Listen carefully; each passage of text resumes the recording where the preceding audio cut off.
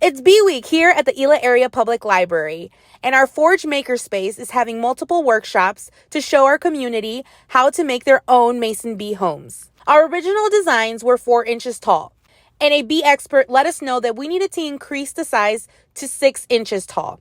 So we adjusted this during our workshops, but our video will reflect the 4-inch model. In order to adjust your can, you can just add a piece of plastic from a water bottle to increase the size to 6 inches and attach it with duct tape. You're going to decorate this anyway. Any plastic container, milk jug, milk carton will work as well, as long as it's 6 inches deep. We're going to be using some brown paper, but you are welcome to use scrap paper from home. Just make sure you keep the ink on the outside of the reed.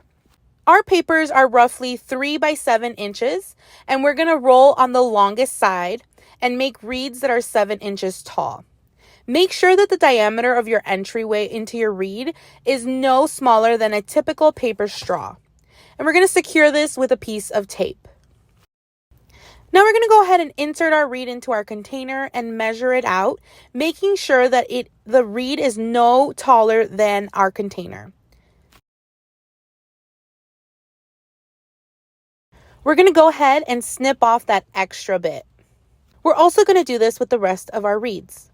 Of course, we're going to do a little bit of movie magic and have some reeds appear now.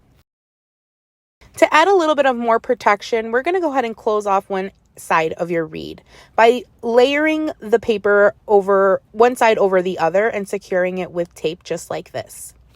If your mason bee home is just for mason bees, it's okay for your reeds to be open.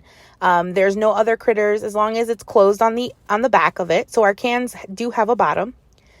If you're going to be sharing your bee house with other insects or other pollinators, I'd suggest you make sure that some of your reeds are closed to provide that protection to those mason bees.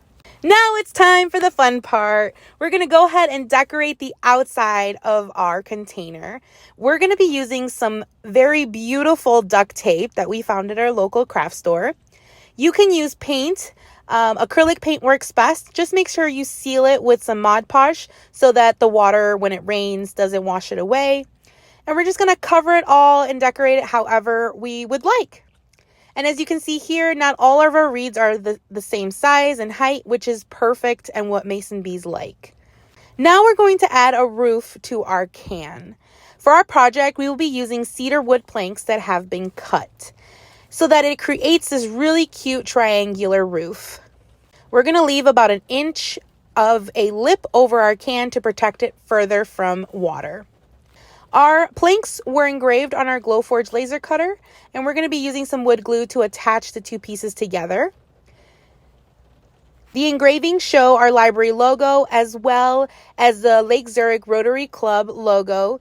They were huge supporters of this whole project. We're going to be using some hot glue and E6000 glue to attach the roof to our can. The E6000 glue is used for longevity, and the hot glue will help it stay in place while the E6000 glue dries. Once it's dried, we just add some jute cord through the very top opening, as you can see, and then just continue to decorate and make it your own. And just like that, the roof is in its place, and you have your very own mason bee house. Here are some examples of other types of mason bee houses that have been created so that you can see that they can look any type of way depending on the material that you'll be using. And here's an example of some pine cones so that the space can be shared with other insects. The possibilities are endless when making your own mason bee home. Hope this video inspires you to help save the bees. Thank you.